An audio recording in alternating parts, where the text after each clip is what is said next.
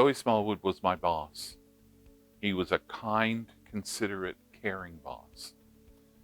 I met him as an employee in the late 1970s when I went to work on the Encyclopedia of Newfoundland and Labrador project as one of its researchers and writers. And he was there in ours. We had an office over on Portugal Cove Road down a lane, which is now called Smallwood's Lane.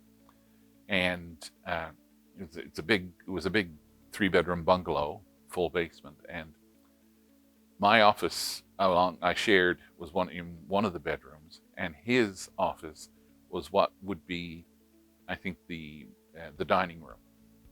And he had a big lazy boy chair with a TV in front of it and a gigantic desk.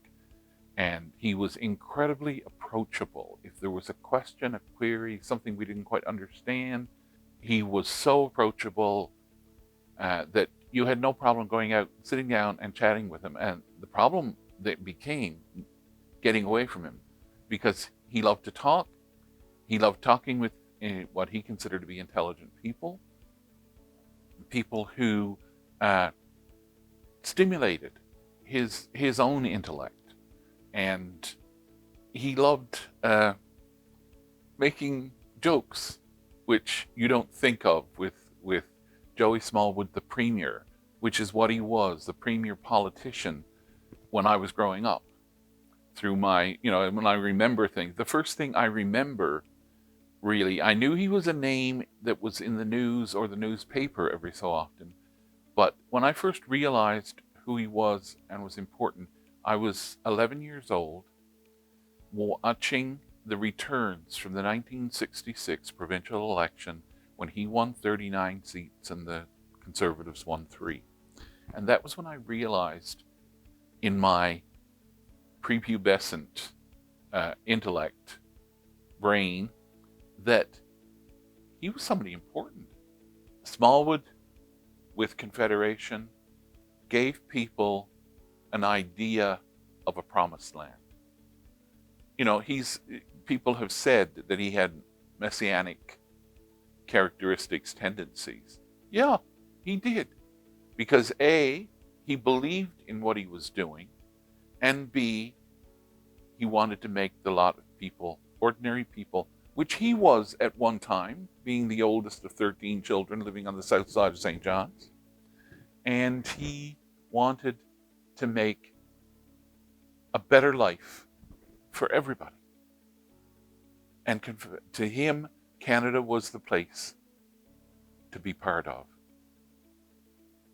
Imagine the absolute surprise, joy that so many women got in April of 1949 when they received the first family allowance check. Some of them had never touched money before in their lives, let alone a check. The big problem now was for those that lived in small communities, how can I get it changed? Because it came in a check form. Even $2 a child. In Smallwood's family, that would have been $26, which would have gone an awful long way in 1900 to helping a large family cope. Resettlement, I think he believed that I don't think it was so much bad advice. He believed that every Newfoundlander deserved an education, deserved access to medical facilities, deserved access to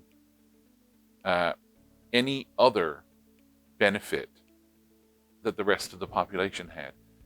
So if that meant they had to move off islands in Placentia Bay and Bonavista Bay and Notre Dame Bay, then that was the cost of having the benefit of education, healthcare, and other amenities that he felt he couldn't afford to provide on small islands.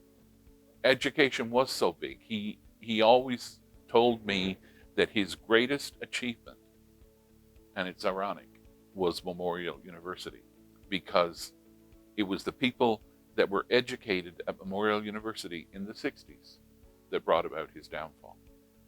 As for Churchill Falls, I think there were some businessmen who were acting as businessmen who saw this as a profit-making venture. But I think he did it firmly believing that it was the best thing to do at the time.